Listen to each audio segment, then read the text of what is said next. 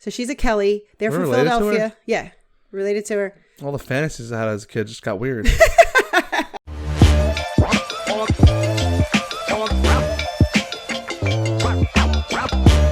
Hello and welcome back to the Croak and Crow podcast. We are back like we never left because we never did. I am Spencer Cartier. I am Broomhilda. Broomhilda? Mm-hmm. Is that like Matilda's cousin? No. You're German. There's some kind of German witch or something like Brunhild or something, but okay. I'm not talking about her. I'm talking about a comic strip, a newspaper comic strip I used to see, and it was this bad little witch lady. And her name was Broomhilda. Bad little witch lady. Speaking of bad little witch ladies, we are graced by Frank's presence today. Yeah. Wearing bad little witch lady. Why did you say that? I don't know. Wearing something that looks. It's the Olympics. Looks like a crop top. It's from the Olympics. It kind of reminds me of like Ezekiel Elliott when he would train as a Dallas Cowboy. Oh yeah. Crop tops. No, it's just one of those. Look at those abs. It's just one of those. What's this called? Like aerodynamic or whatever. Swim dynamic. Oh, he's a swimmer. He's a runner. He's a track star. He's in the 2020 Olympics, which are being held in 2021. At this moment, it will be over on August 8th. Thank you. What's going on, guys? Obviously, we're coming off of the weekend. We missed the Christian meme review again. Yeah. But there's a reason this time. I was at a wedding. Yes. And it was great. Yeah. But I was also a destination wedding. Yeah, it was a destination. All right. I was in the middle of the farmlands. There was barns and it was beautiful. And corn, and it was beautiful. It was nice. It was casual, which I kind of like. Not casual in the sense of I wore jeans, but casual in the sense of like there wasn't assigned seating. They served like pizza and stuff, but it was nice. It was a celebration of love and of the unity through God. Yes. On earth. Right. Beautiful thing. And beyond. But because I was stuck in the cornfields, a meme review was not recorded. Yes. Sorry. I saw on their invitation it referred to conjugal love. Conjugal love. So this church, I told you I went to college there. They're a denomination of Christianity, and they are big on love. They're big on marriage. They say it might be one of the most important things. Because sort of you could make a parallel if you watched our Friday's podcast where we talked about God is the epitome of love. Yes. And of unconditional love. Mm-hmm. And so the closest thing to represent God's love would be marriage in some's eyes. And so they have the belief of conjugal love, which is the highest love on earth. And it's the connection that two people have, basically like soulmates. Okay. And they will live together forever in heaven. Nice. And it is a bond that cannot be broken. All right. Nice. So that was the weekend. Now it's Wednesday, and it feels good to be back. Yes. In the swing of things. Mm-hmm. August.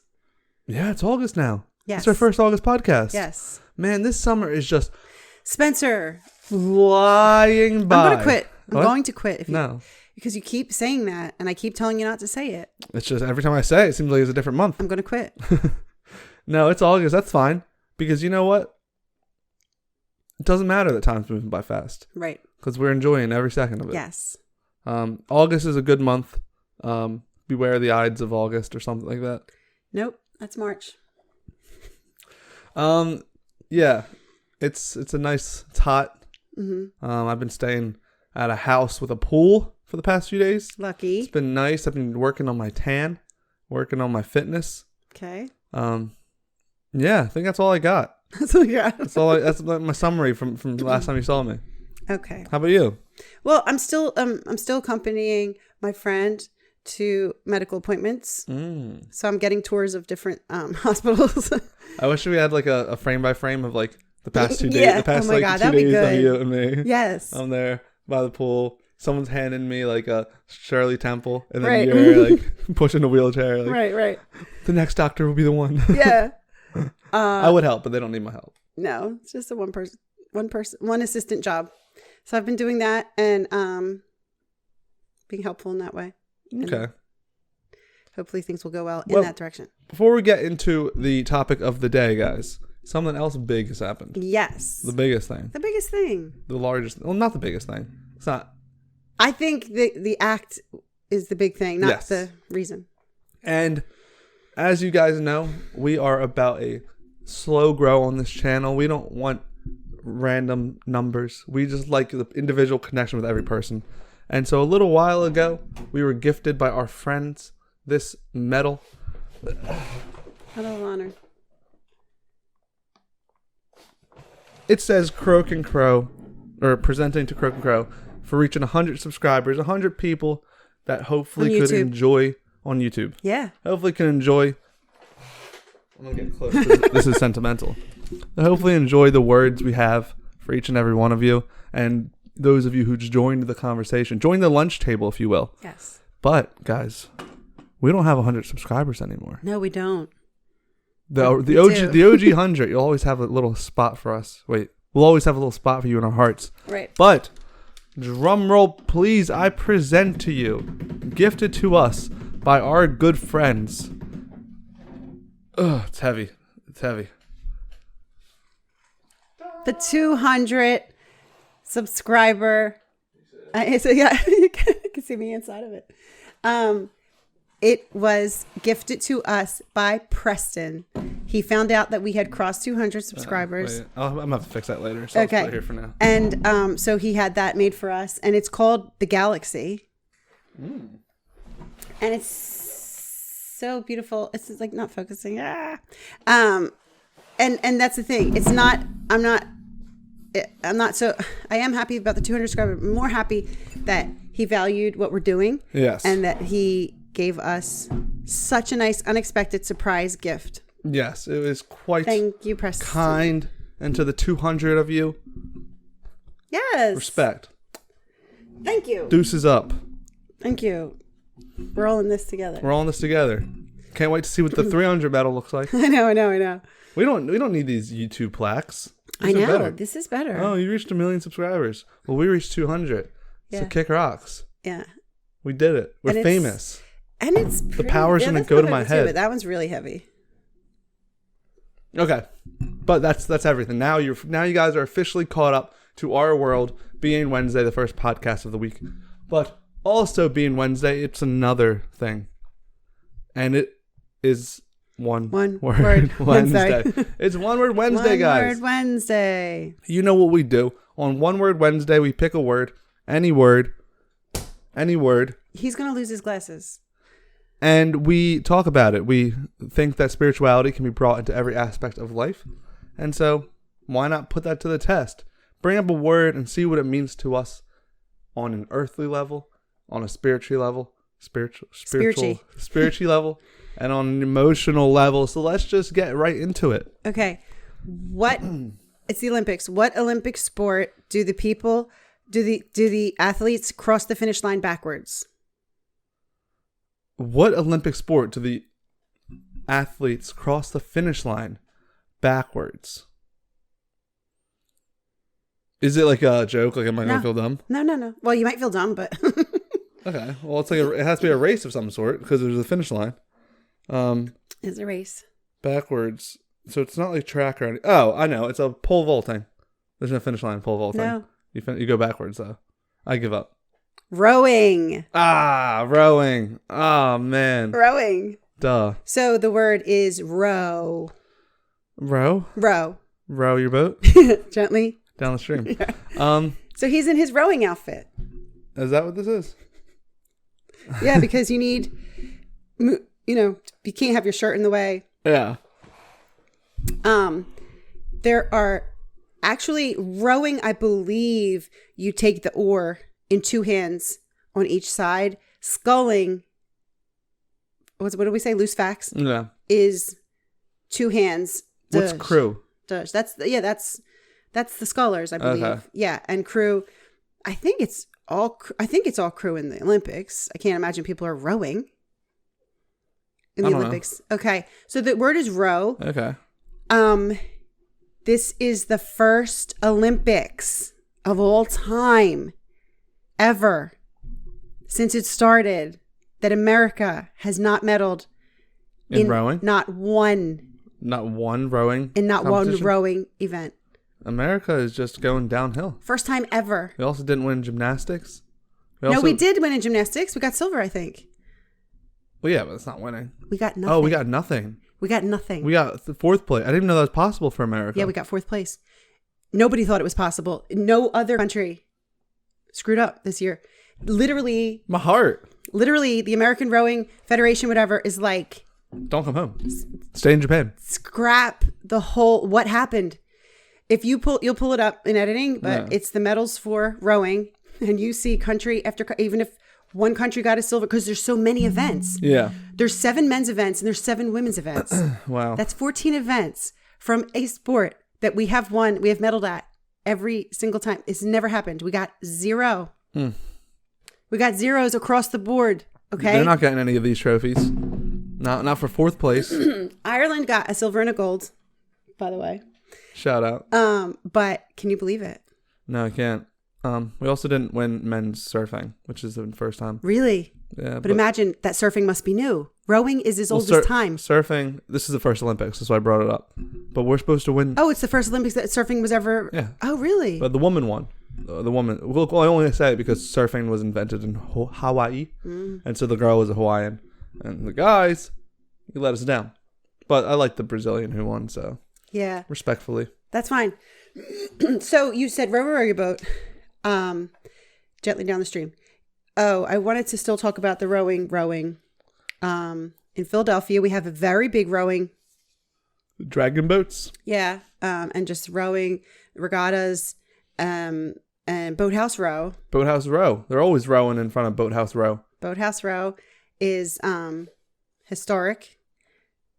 Philadelphia, if you get a postcard from Philadelphia, chances are there's going to be Boathouse Row on it. It's outlined in like kind of Christmas lights all year round. And it's where all the boats push off. My dad used to row out of a house on there. Oh, really? Yeah. And it is on Kelly Drive in Philadelphia, which when I grew up, it was called East River Drive because that's the river. And there's West River Drive and East River Drive. So they renamed it. And again, with the Olympics, it was named after John Kelly, who was an Olympic rower, and his father was also an Olympic rower. But their John Kelly's sister was Grace Kelly. Do you know Grace Kelly? No. You don't know Grace Kelly? Dating yourself there. Okay. Number one, we're related because you know the Kellys. Yeah. Yeah. Oh, I think Kelly's a pretty common last No, name. we're actually related. Oh, yeah. We're actually related to them, but Grace Kelly was an American actress, very, very, very famous in like the Alfred Hitchcock times. And she married a prince of Monaco, and she became Princess Grace. Do you know which movie she was in? Rear Window? Rear Window, yeah. Oh, okay. Mm-hmm. I do know her. Yeah. Yeah. So she's a Kelly. They're from related Philadelphia. To her? Yeah. Related to her. All the fantasies I had as a kid just got weird. And so I remember when they dedicated the because if Kellys were important in Philadelphia, and they dedicated the drive to Kelly Drive, and that's what it's called now, but people probably don't remember, even though I think there's a statue. There might be a statue. But that's rowing. That's rowing. So as we get into rowing for spirituality. Rowing for Jesus. Again, I'll say something that you're not going to know. You're going to have to start. No, I'll just have to start looking at more recent references. Do you know the song Michael Row? Is that the song? Michael rowed the boat ashore. Alleluia. Okay. Very famous song. But it is more from the 60s, but of course you hear it. You know what I'm saying? Yeah. And it's this song. It's Michael rowed the boat ashore. I forget who made it famous on American radio, but it's an old slave song. Okay. And there were these slaves, and I think it might be South Carolina, North Carolina. There was an island off the coast. Yeah. When the Civil War was over, the landowners fled the island and left the slaves there. Oh. Yeah. And so they're called freedmen, which is funny because like Morgan Freeman, you know, you don't think of that. But yeah, they call them the freedmen. Yeah. But they had this spiritual that they used to sing, and there's different. That's the original. then people picked it up over time and changed the words. But yeah, it was talking about Michael, which would be the archangel. Archangel Michael, we know him. And it's just talking about rowed the boat ashore, and it's always talking about rowing you across from, because they had to row a lot. They had to row from out to the island to the mainland. But anyway, always talking about this thing about getting rowed across from Earth. Yeah. To the other side. Yeah, what religion is it where they actually, is it like Greek mythology? We actually have to the river Styx? Where you need a coin because you have to pay the... Oh, the toll, really? Yeah. So that's why they put I don't know, was it coins in your eyes or something? It's because you need to pay the toll. Oh, wow. To get the guy to take you over to the afterlife. Right. So, this was not you, but you were being taken. So you weren't rowing yourself over there. That's a row word. And then I looked in the Bible for row. And Bible Gateway, shout out. Bible Gateway. Still looking for that sponsor. We have 200 subscribers now. Bible Gateway. Once they find out. You're sleeping on us. Once they find out about that. Two things I found. I found some things were rows, like rows of emeralds. Rows and columns. Yeah, rows of peas. I don't know. Two things of actual rowing. Have you ever rowed? Well, you're a kayaker. I'm a kayaker. So, have I ever been in a rowboat? No. Well, kayakers row, right? Yeah. Yeah.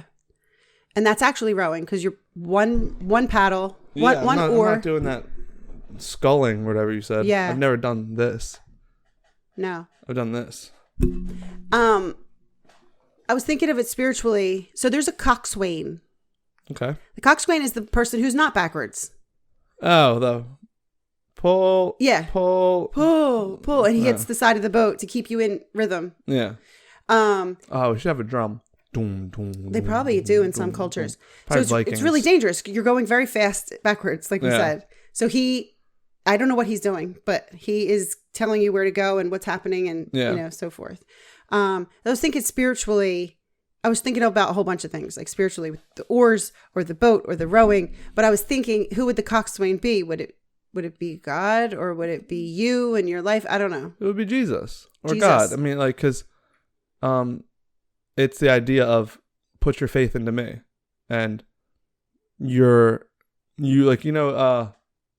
don't understand what God's plan for you. It's the idea of you're facing the wrong way. I mean, obviously you're not facing the wrong way. It's you have someone who can see your future, can see where you're at, and the second you don't have faith in him and you turn around, you lost the race because it's like you're trying to. Oh, you mess everything up. Yeah, right. Of course. If you have this true faith and you're a coxswain, you will win the race. You're right. Unless you're Americans in 2021. They probably weren't listening to their coxswain too much. They said, we got this. And then when they win, they traditionally throw him into the water. Oh, really? Yeah. That's pretty funny. I know. I like that. So there's just 2 Bible verses that had the word row in it in the New International Version. NIV. One was the story of Jonah. Oh, going to Nineveh. Yeah. So Jonah, in the Bible, he was supposed to spread the word of God. He was like, I don't think so. He tried to hide. He was on the ship. Terrible thing and terrible storm. And so they were like, out with you. You're giving us bad luck. It's mentioned that they were rowing. Okay. They were trying to row away from the storm and they couldn't. When they couldn't row away from the storm, they threw him out. Yeah. The next one was the story of, it's when Jesus walks on water. And it's just mentioned that they rowed 3 or 4 miles out. Okay. Next thing, here comes Jesus walking, and they're like, "Yeah, what are you doing?" So that's the 2 Bible verses. I'm just giving you all this information, and I'm just going to let it digest bloom. Let it bloom. All right. Okay. Yeah, rowing. I feel like there's a comparison to be made about, like, not even like the backwards, but just the like. Isn't there something like you have to like go backwards to go forwards, or you do have to know how to row to turn and everything. Yeah. But I think in if we're looking at these big rowing competitions, I think one thing it shows us is the power of community. Yes. Because the synchronicity of it needs to be so in line. It does. And I think it shows, how strong we are when we are in cahoots and working together. Right. And then vice versa, as the kids say. I think a lot of problems that we get even in religion, where ultimately, no matter what your denomination is or your spiritual faith is, I feel like we all have the same goal, is to live like valuable lives and stuff. And so when we start bickering and literally you have one person pushing and one person pulling, you know where the boat goes? Boat goes nowhere. Nowhere. And so we live in a society, guys.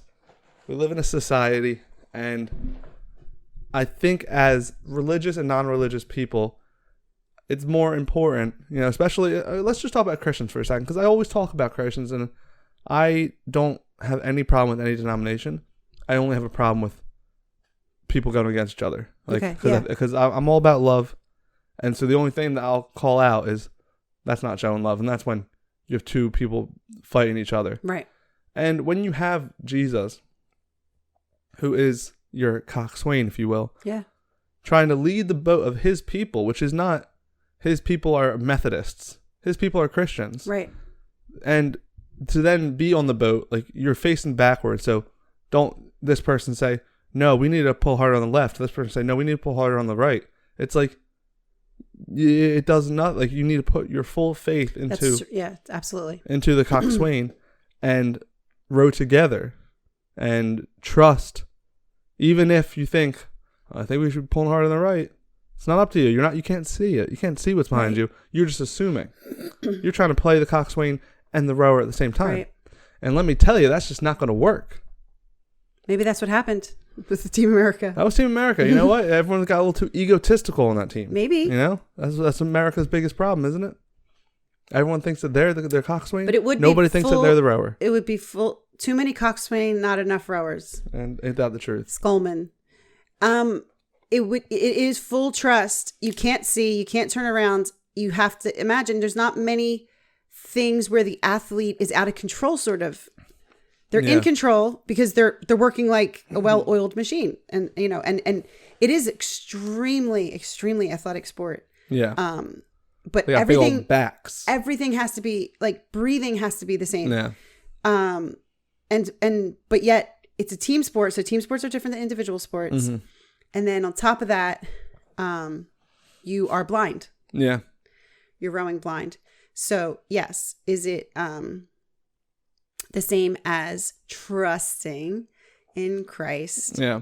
That you're going the right way. And some people feel that God will carry you. Yes. Yes. So he has what's his outboard motor? Yeah. So the coxswain has a motor. Yeah. Maybe, that's what they're thinking. So you're not rowing. Definitely. These people are rowing hard and in good point. Cooperation. Yeah. Trust me with all your might.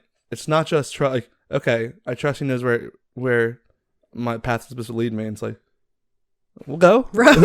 So I start to row. Right. And I think you see that in prayer a lot, where obviously, God can grant miracles and all this, and prayer is good, but I think there should always be a healthy balance of working with God. Right. Like, he will open any door for you, but it's up to you to walk in the door. Right. He'll tell you how the timing. Right. But you need to keep on rowing. Right. Row that boat. Gently down the stream. Life is but a dream. Ain't that the truth? Also, I would think that, there is references to community in the Bible. Wherever there's 2 or 3 gathered in my name, I am there. Yeah. And just different things to come together, because there's always a question if you want to be individual, completely isolated, or if you want to be part of something. And sometimes you don't want to be part of something because it's hard to be cooperative, even in a family. Yeah. But imagine if you're rowing in a boat and you lose your oar. Your oarless. Yeah, you're up a creek without a paddle, oof. As they say. As the kids say. But in this situation, you lose your paddle. All of these people have their paddles. Yeah. You're protected. It's not as what's it called? It's ideal as having one, but maybe you can still get one. Maybe you're going to pull one out of. I'm sure they have extras. Yeah. But it's a help if you will. Because when the one person falters. Yeah, we always talk about like what church should be, like literal church should be, and we say it should be a sense of community. And it's always good to have a community around you that lifts you up even when you're down. And you're not using them you don't want to use someone as a crutch. You're not getting on the boat and say, hey, let's go win this race. And they're like, where's your oars? You guys got me. Then you're just extra weight. But at the same time, whilst you are figuring some of your things out, they've got your back another way around. If you ever, one of your people in your community needs a little lifting up, then you can row until they're ready. Right. And ain't that a beautiful thing? Row until they're ready. Row until you're ready. Shirt. Call the store. Yeah, but now bobsledding. Where's the skill in that? Probably steering.